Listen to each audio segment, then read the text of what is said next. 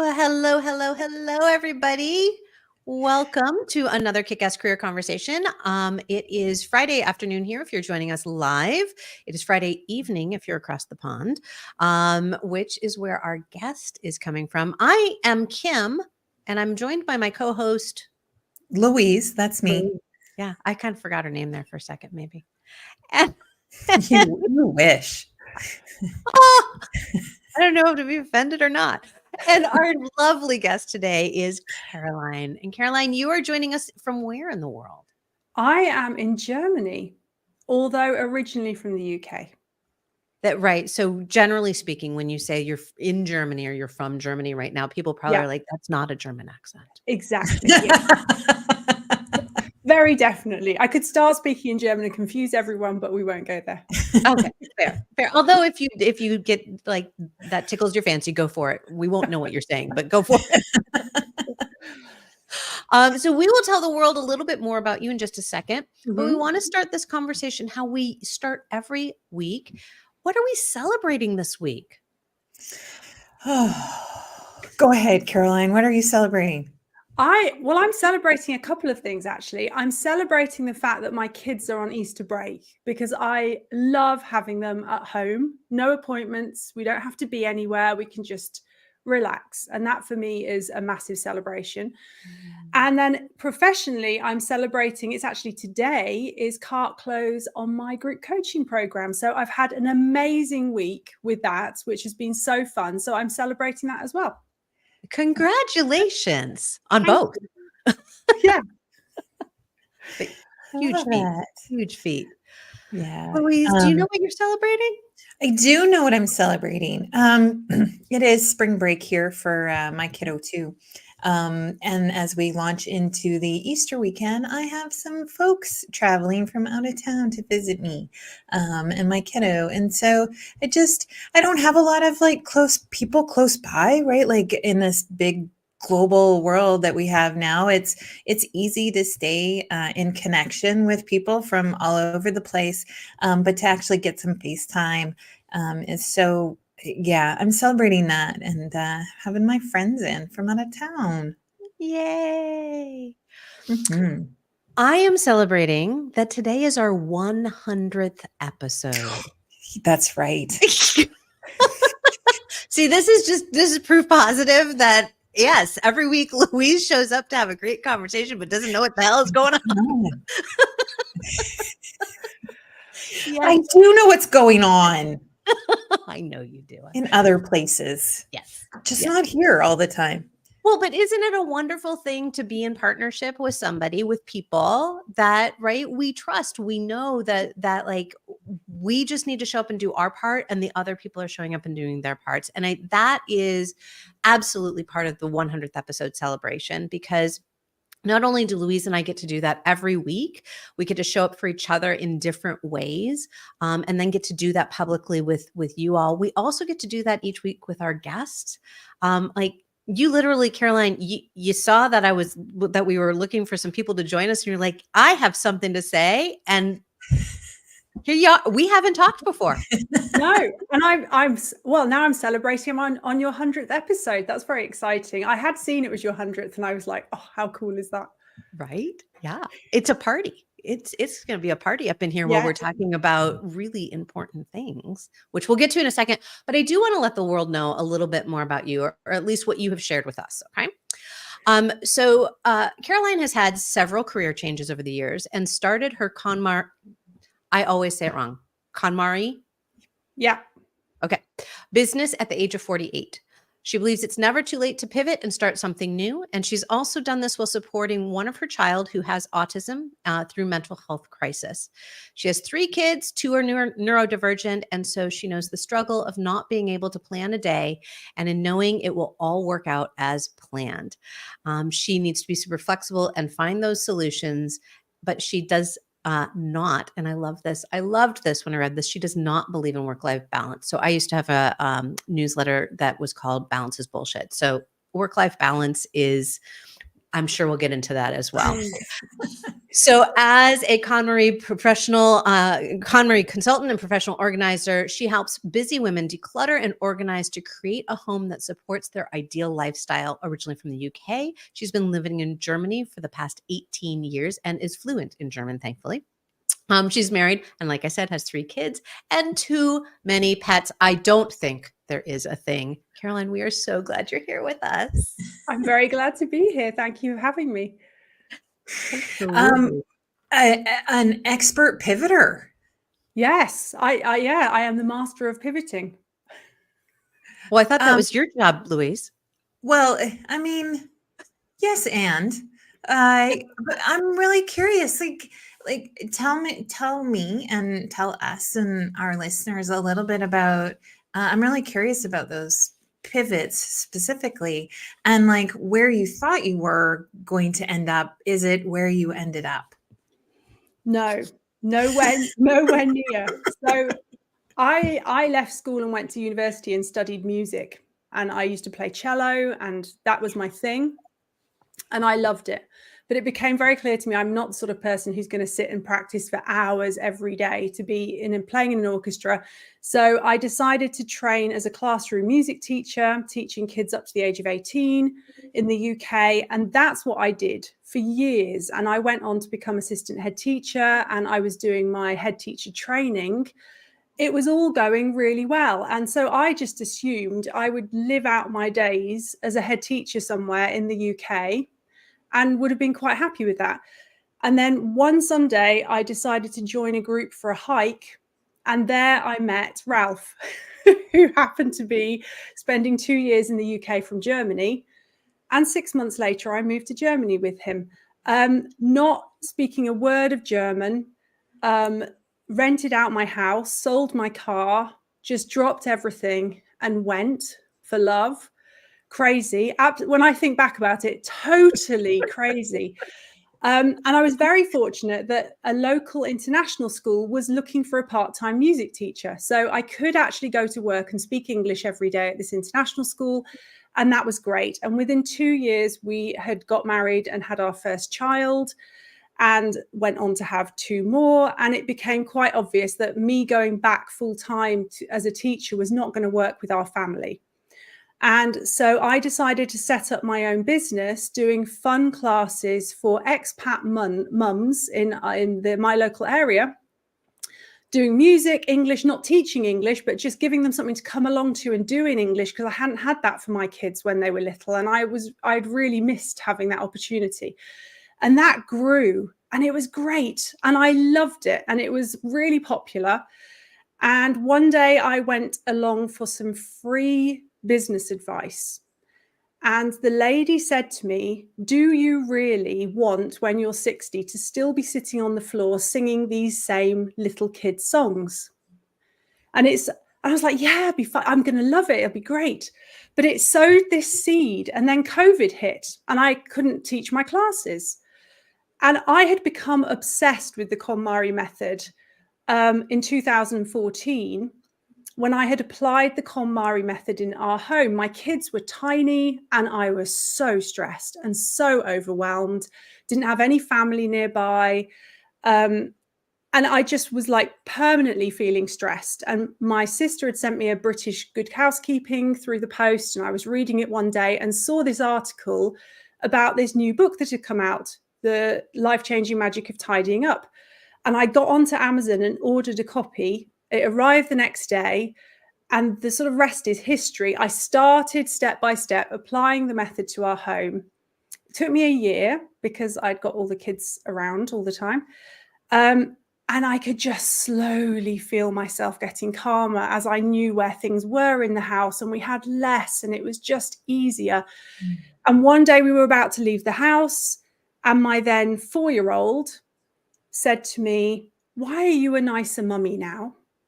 Oh, and I was like, whoa, okay, that's huge. Because before, getting out the house would have been a massive me having a go at everyone, where's your coat? And and I was just calm, and we were just doing it. And she noticed that there was this change. So fast forward, and we're back to when COVID hit, and I happened to see online that you could train online to be a KonMari consultant. I didn't even know it was a thing. And I remember going for a walk with my husband and I said, I'm going to train as a KonMari consultant. And he was like, oh, here we go again, next pivot. Because my previous business, when I started it, teaching to these little kids, he used to refer to it as my hobby because yes, that didn't go down well, believe me. So here was my next hobby that I was going to do.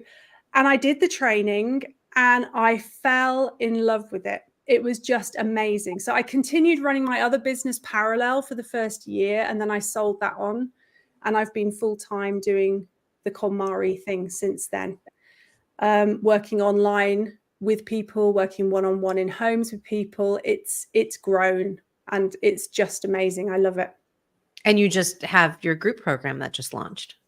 Yeah, I have an online group program, which I launch twice a year that runs for 6 weeks. And I also have an online membership, which people can be in full time if they want to. And then I have a podcast as well. So it's sort of exploded. And the podcast I love, I'm really passionate about it. And in fact, one of the ladies that's in charge of all the KonMari consultants internationally, she had a chat with me the other week and she listens to it. And I said to her, can I have permission to put KonMari like in a tagline? And she said, no, because it's Caroline inspired. So I thought that was really cool. Yeah. She said, don't do it. It's your thing. Don't add the KonMari bit. So that was really, really nice to hear. I love that. I've been having so many conversations just this week, as a matter of fact, with amazing entrepreneurial women about owning our own stuff, right? That this is our stuff, that we do, putting our name on something of what we've created. We don't need permission. We get to own it for ourselves. So I love that she gave you that gift. Beautiful. Yeah.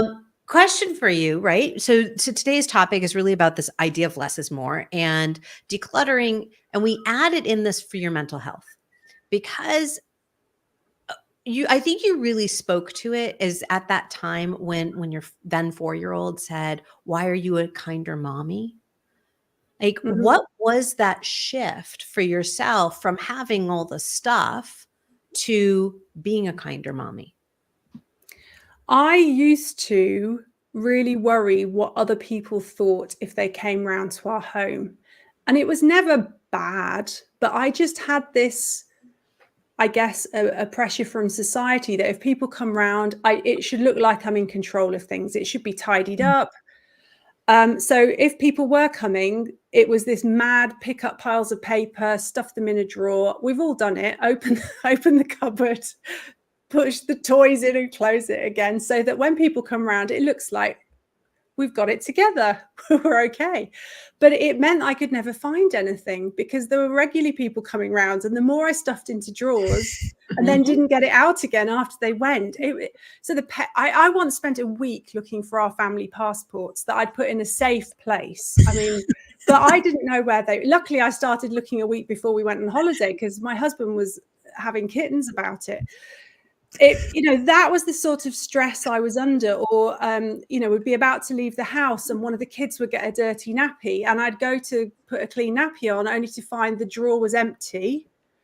Okay, but where have I put the new ones that I bought? Or buying more of stuff, forgetting that I already had that at home. And all this sort of, it just gets too much. And the main thing was really not being able to find things when I wanted them without it feeling stressful. When you get that sort of knot in your stomach of like, oh, I really need that piece of paper to go to this appointment. It's really important.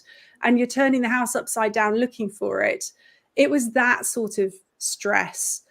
And I was obviously reflecting that onto my kids in that because I was frustrated and overwhelmed, they were picking up on that.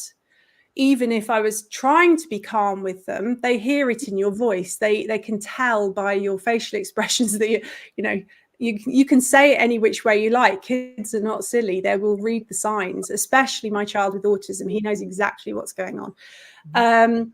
So that's basically how it was affecting me. And then it started to be that I knew where everything was and I felt in control and I didn't feel like I was playing this game anymore of keeping house, which is, I didn't feel like a real adult before. I felt like I hadn't got it all. I felt like I was sort of, pulling the wool over everyone's eyes. They all think she's fine, but actually I knew I wasn't. And in fact, a very good friend who used to come over every Friday for dinner with her kids, they'd come for the whole afternoon. And she's recently heard me talking about this. And she said, I had no idea. No, I mean, I was hiding it from everyone, how overwhelmed I was feeling. So that really started to calm when I didn't have too many clothes in the house, which meant the laundry was more manageable, which meant I could open my closet in the morning and I knew everything was going to fit. I wasn't throwing things out looking for that top. You know, everything's there organized. The kids had less clothes.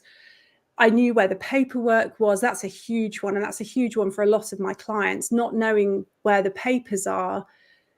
Even if you don't realize it's bothering you, it's there in the back of your mind. It's in your subconscious that you haven't got control over everything. And that plays on your mental health. And it means that you can't do the things you want to do. And I remember once sitting on the floor of my living room, playing with my kids, and I should have been present for them and I should have been enjoying it. But I was looking around the room thinking, I haven't really got time for this. There's a mess in here. I should be tidying up. And to be able to then really be present with them at all times and also have time for me to do things I wanted to do was huge. And it just sort of lifted this weight off me. So I think that's how it most impacted me. Yeah, it's that mental clutter, right? That just can keep us from being present in the moment. It robs energy from us. But it's clutter that manifests or breeds more mental clutter too. Yeah. And I think also as women, we are very prone to holding everything for everyone in our heads. We know which kid should be where, for which appointment, for which practice. We know who's got birthdays coming up, whatever side of the family they're on. We're the one that's buying presents and organizing it all and getting the kids, but it's everything. And then don't even start with Christmas and for you guys, Thanksgiving and stuff as well. So we're juggling all this in our heads. And yet the home, when it's not organized, doesn't help with any of that. It exasperates everything and makes it so much harder. And I think so many women do not realize the impact their home is having on their mental well-being, because when it is decluttered and organized and everyone in the family knows where everything is and doesn't have to keep asking you, it just makes everything calmer and it makes it easier. And it means it's not all down to you. Everyone can share in the responsibility of it. Well, I think that goes back to what I was saying about the ownership even of our businesses, like owning the moniker of I am a business owner, I'm an entrepreneur. It's not a hobby, right? This is my business. This is my methodology. That ownership of what do you have the responsibility of for the family, for the household, for even if you live alone, right? What is truly your responsibility versus anybody else's? Yeah. And allowing us to come to that decluttered mental state of saying, these are the only things I need to be responsible for. And so how can I streamline those and, give them all a place, give them all a home so that I know how to do this or what I need to do with this or where that thing is. That allows us to truly step into that place of ownership and say, no, if it's outside of this purview, I don't need to clutter my brain and my space with it. It's not mine. And yet it's so hard for us to do. Absolutely. And I think for so many entrepreneurs, we work from home. And then our homes become a distraction from what we are actually wanting to do. It's like, I'm here, but actually there's something going on in the living room that really needed sorting out, or the washing needs doing, or whatever it happens to be. If your environment is cluttered and disorganized, it distracts you from your business as well. 100%. Yeah. Absolutely. All right. So tell our listeners a little bit about KonMari and kind of like this whole, just in case you live in a shoebox. And I was going to say, just in case you don't know anything about it. Well, you say that, but I was actually doing an online course with someone a few weeks ago, and I made a reel, and she was looking at it for me, and she said, yeah, I'd said something about KonMari. She said, but I don't know what KonMari is. I was like, oh, okay. So there are people out there. So the KonMari method was invented by Marie Kondo, who is a Japanese lady who now lives in the US. And there are a couple of premises about it. The first one is, before you even start, you are meant to visualize your ideal lifestyle. So what is it you want time to do in your life that you don't have time to do now? Or how do you want to use your space? So for example, you might be really into yoga and want to have a space clear all the time where you can just roll your mat out and have it stored nearby, or even have the mat rolled out all the time, so you don't have to have that extra step, that barrier to actually doing the thing you want to do. So visualizing your ideal lifestyle so that you create a home that supports it. And so many of us have homes that are more like storage units. It's a space in which we keep stuff. And we think it's stuff we love and we need, but it very often isn't, because it's not helping the life we want now and the life we want to have. It doesn't support us in any way, shape, or form.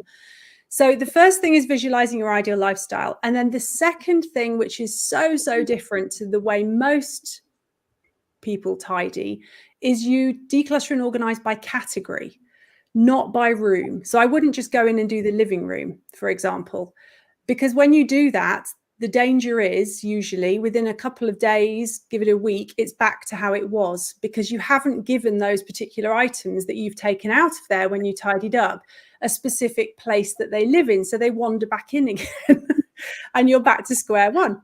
So we start with clothes, then we do books, then we do papers, then we do komono, not kimono, komono, which is miscellaneous. So your bathroom, kitchen, basement, garage, whatever.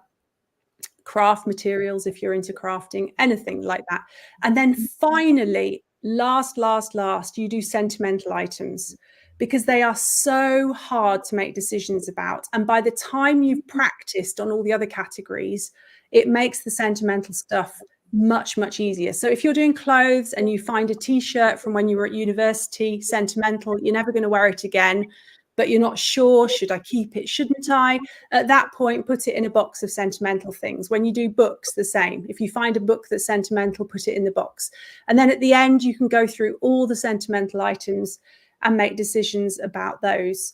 So that's the real sort of crux of it, and why it works. Because yes, it's a little chaotic as you go through because you're going by category, but it means that once you've done a category, you organize it by putting everything from that category in a home. It has a cupboard or a drawer where it goes back to, which means everyone in the family knows that's where everything for wrapping a present lives. Everything. You know, we've got a pair of scissors now, we've got tape as well. If you need to wrap a present, there you go. And or Christmas decorations have a very clear place, and that's where they go back to.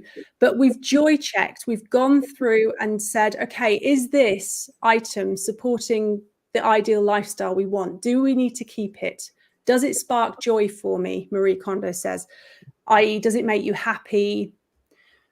Bit hard to know with like a knife in the kitchen, does it make you happy? But we could there are knives that I've gotten rid of because they don't make me happy, because no matter how sharp I get them, they're still not, they don't feel right. Yeah, exactly. So and then you're deciding what to keep. You're not actually deciding what to let go. You're deciding what to keep. And once you've decided what to keep, you know that everything else you can now donate or sell. You know, it can leave the home, because you've decided what it is you need in your life and what would support you.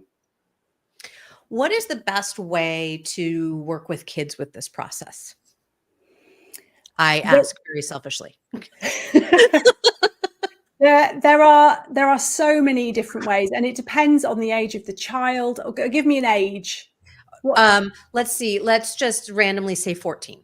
Girl. Okay. Yeah. Right. Randomly. She's about this tall. She's beautiful soul. Really hard to let go of things. And we are getting ready for another international move. So, you know, no problems. Yeah, no problems at all. So with older children, kids, it's always a good idea to get them to visualize their ideal bedroom. Like, what would their space be like? What do they want to do in there? When they have friends over, what feel do they want it to have? And suddenly, having mountains of soft toys or Legos still standing on the side, or whatever remnants they have from their younger childhood, It's been in suddenly her looks room. less appealing than it did before. So I always work at visualizing their ideal lifestyle. And I did this recently with a tween. Went back later then to work with mum on something. She said, you have to come and see her room. And she had visualized she wanted a table with her makeup and they'd done all this. Her room was immaculate and it was exactly as she'd visualized it. It was so nice to see. And she got like a really nice cuddly corner with some big cushions so she could sit and read and chill with her friends, and everything that she'd thought of. And even like, you can get them thinking about colors, what colors inspire them, how do you want to feel? It comes more, and for us as adults as well, how do you want to feel? And as the kids get younger, it gets harder because if you ask a 4-year-old, do you love this? Do you still need it? They'll say yes to everything. I can promise you, they say yes to everything. But for older kids around the age 14, for them to understand that if it doesn't spark joy for them anymore, it is going to for another child who perhaps isn't as well off. We can donate. Mm-hmm. My son is currently selling some items online and he's allowed to keep the money because they're his items. And then he can invest that money in, it'll be Pokemon cards, I would imagine. But Whatever it is, yes. Yeah, exactly. But he's been building back up Lego sets and checking that all the bits are there. And we've been reordering bricks that are missing so that the sets are complete. And then you can make quite a lot of money selling these things secondhand online, especially if you wait till around Christmas to do it. Mm-hmm. So, but I think especially for old, 14, 15, 16, this idea of you have been really lucky to have this. How about we donate this to somewhere so another child can benefit from this? You've grown out of this now. But also be mindful of the fact that they may have a sentimental attachment to something. So how can we honor that? Is there a special shelf where you can have certain items that are really special to you? Or is there somewhere in a cupboard, like a shelf or a nice box where you can put sentimental items in if they're a bit babyish now to have out on view? Making them get rid of stuff is really dangerous. That's when they're older, they'll start not being able to let go of stuff because they were forced to as children to get rid of everything, and it causes problems for them as adults. So really looking at that sort of emotional connection to other people. How can we help other people by our decluttering, I think is a really good one.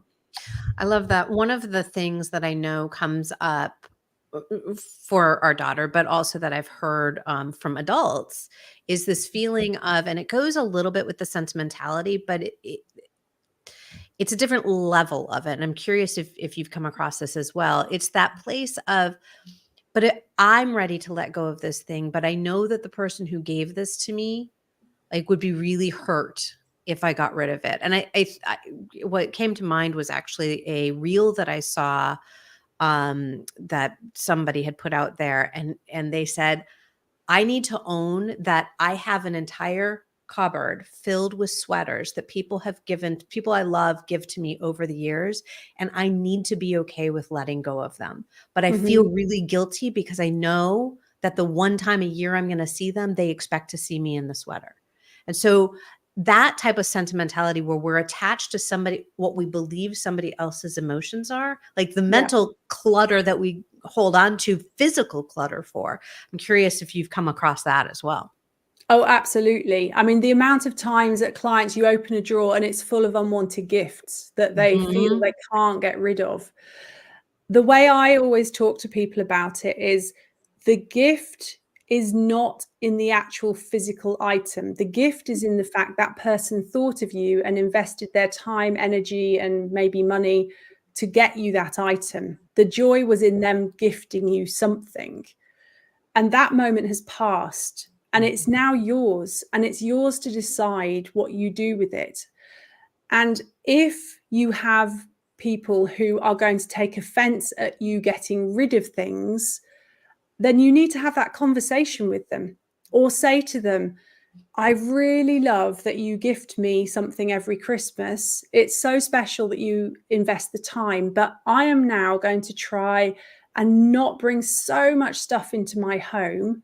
What I would really love is to spend some time with you. How about you take me out for lunch? Or how about we spend a day together? Or you cook a meal for me? That would bring me as much joy, because we never know how much time we have with people, and the time we spend with them is actually more precious than them, you know, spending money on something. I think it's different when someone has spent hours knitting you something and Yeah, absolutely. But we need to have those conversations, and also we assume the person's going to expect to see us in it. They probably don't.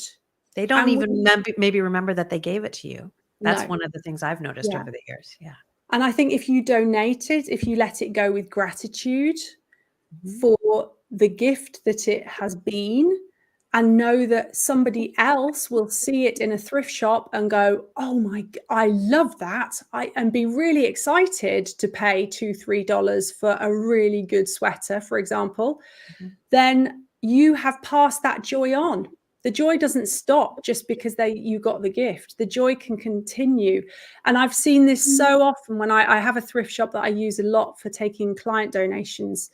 And I put everything in the shopping trolleys that they have from my car, and I wheel it in, and it's like, vroom, and people come and, oh, look at this. This is so great. I've been wanting one of these. And, you know, what doesn't spark joy for you anymore is definitely going to spark joy for somebody else. So we can let things go with gratitude. Yeah. Yeah. There's so many parallels. I'm just sitting here all quiet today because I'm like, ooh, like we do this in all kinds of places and spaces with all kinds of stuff, right? Like we hang on to work tasks that aren't ours anymore. We hang on to, right, things that we think are important that just aren't. We outgrow something at work, but yet we still like somehow have this attachment to it. And it really does prevent our growth. It stunts us. It stunts us from experiencing new things, right? When we are hanging on to stuff in our homes, we have less physical space. But when we're hanging on to stuff at work, we have less calendar space. We have less mental capacity to be showing up in the way that we want to show up. There's just like, there's so many like parallels here about like who we are and how we hang on to stuff, because we feel like that stuff somehow is what's grounding us or what's important, when really that's not at all what it is. Well, including thoughts and relationships and beliefs. Yeah. I mean, I know, having gone through the KonMari process or those 10 years ago and done my home, I then started realizing, you know, my calendar needs decluttering. My relationships need decluttering. I had a few friends that I decided really didn't need to be such close friends, that it wasn't supporting me and my lifestyle as I wanted to have it. It affects everything. And as you say, your business as well. I think this is why I did this massive pivot, because it was as if I was like hanging on to this idea, I have to be a teacher. I wasn't a teacher in a school anymore, but I set up a business teaching. And if I hadn't had the courage to make that change, I wouldn't have realized that, you know, this is what sparks joy for me at this point in my life. You just sometimes have to take a risk and let things go with gratitude. That is in my past, and this is the life I want for myself now. And that can be to do with making decisions about finding time for health, finding time for exercise, finding more time for areas of your business, all of that sort of stuff. And it's so, so important, because we don't have to hang on to everything.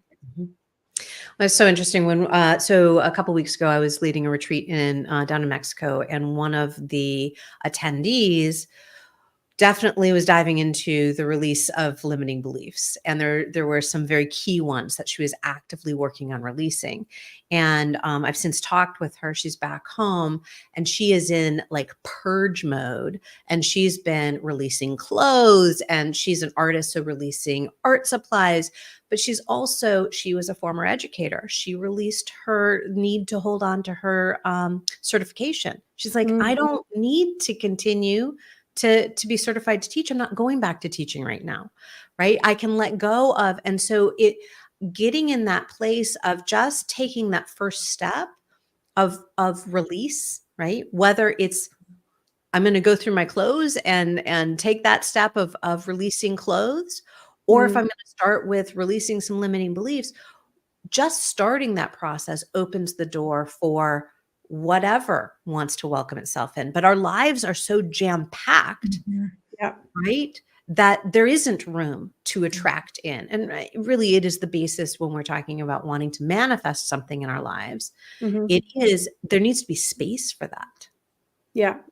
Yeah. And when you create that space, and obviously I see that by people creating space in their homes, the knock-on effect is huge. I've had clients who've gone on to lose a huge amount of weight because they haven't felt they've got the time, the space, the energy to do that before. They were so like trapped by this stuff in their homes. Or I've had clients that have suddenly gone, oh, I want to be this. And they've completely retrained and gone off the other side of the world and done retrain.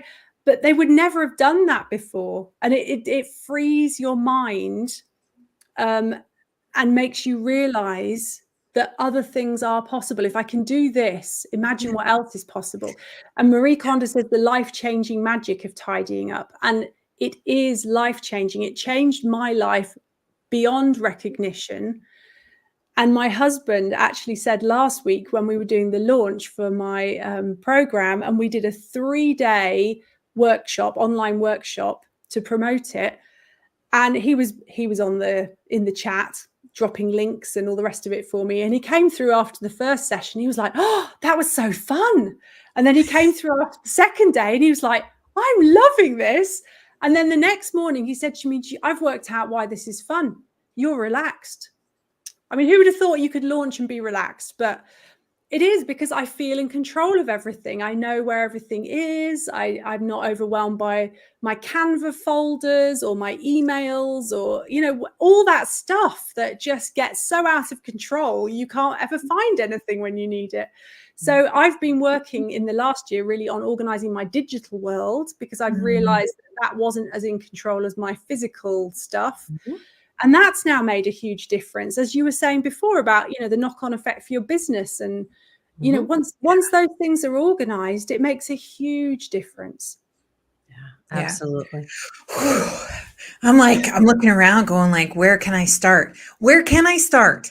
Help me, Caroline. Well, I always say start with your clothes. It is this first starting point. But before that, you really need to visualize your ideal lifestyle. You've got to really work out what it is or how you want to live and how you want to feel. And I can't stress this enough. How do you want to feel?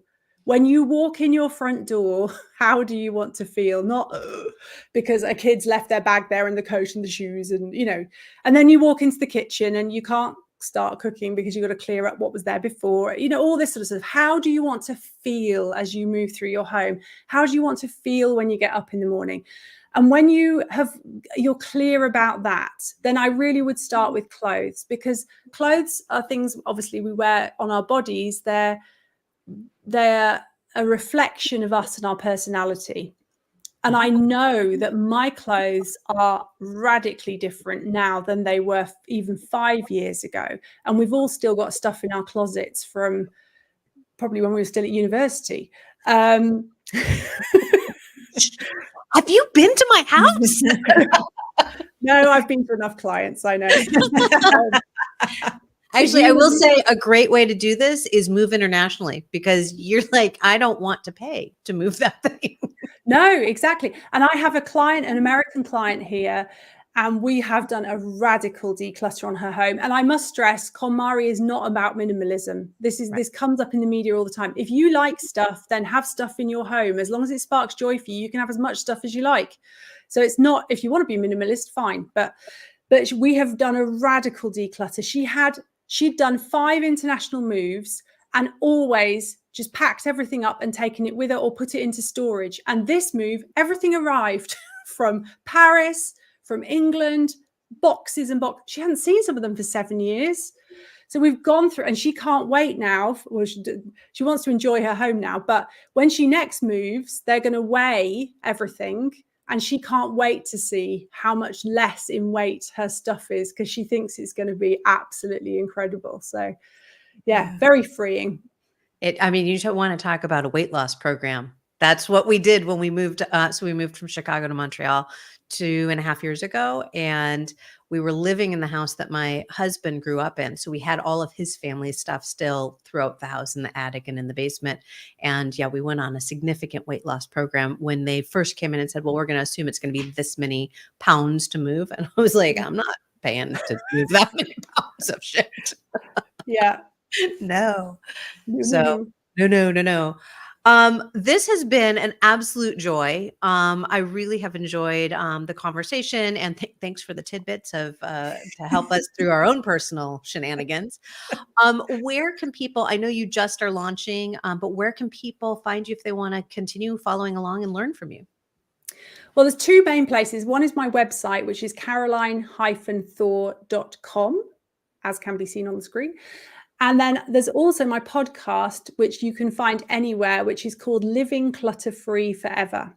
And that comes out every Tuesday. So that's a really good starting point as well if you want to get more information and more tips and tricks.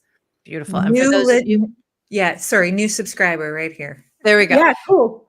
And for those of you who did not see the things on the screen, we will go ahead and have all of this information in the show notes so that people can easily click and find you in the world. Louise, what do we have going on in the world? We always have some great things happening. You can find out more at kickasscareer.com. So tune in there and you can see our events and also link to our new Inspireize Network from our website. So you are able to check that out. We have Micro Habits coming up on April 4th at 12 Central, 1 Eastern, or fill in the blank wherever you are. And then next week, Aligning Passions with Profession with Laura Mickler. So that's going to be another great conversation. Love it, love it, love it. If you've loved this episode, please subscribe, like, however you've listened. The more you do that, the more the world hears our episodes too. So thank you for that. Caroline, thank you. You've planted some amazing seeds with me today and got me really thinking about that it's that mental clutter that's really, really kind of come to my attention, I think, and what in my environment is causing me distraction. With my friends coming for the weekend from out of town, I did exactly what you said, right? Like, do not look behind my couch. So it's, I think maybe it's time to have another look, and starting with that visualization, I think is key. So thank you for that tip. You're very welcome. Thank you. Yeah. So any last thoughts before we sign off for today? Want to make sure that we get in those last little golden nuggets of wisdom. I think my biggest takeaway is this idea that it doesn't just have to be stuff. It permeates into every area of our life, that we can improve our organization, whether it's in work, relationships, home, so that life runs more smoothly and we feel more in control and calmer. Yeah. I love that. Yeah. For me, it's the going back to the feeling. So much of the work that I do with my clients, with my entrepreneurs, even though we're talking about business a lot of the time, it's the feelings. What do you want to feel? What do you want to experience? And how do you want to be experiencing your life, your business, your connection with your business and the people that are connected to it? So that feeling part of it is so key. So thank you for bringing that to the forefront for all of us to learn from. Absolutely. Yeah. Lovely. Thanks for this conversation. Thanks for joining us this evening. My husband just put a note over on YouTube, by the way. He'll start pulling the boxes out from the crawl space tomorrow. So you have another dedicated individual in the world. Fantastic. Caroline, thank you again. And thank you everyone for joining us, whether you joined us live or caught the replay in any of the places you can find us. We look forward to seeing you back here, same bat time, same bat channel next week. Absolutely. Thank you so much. Bye for now. Take care. Bye.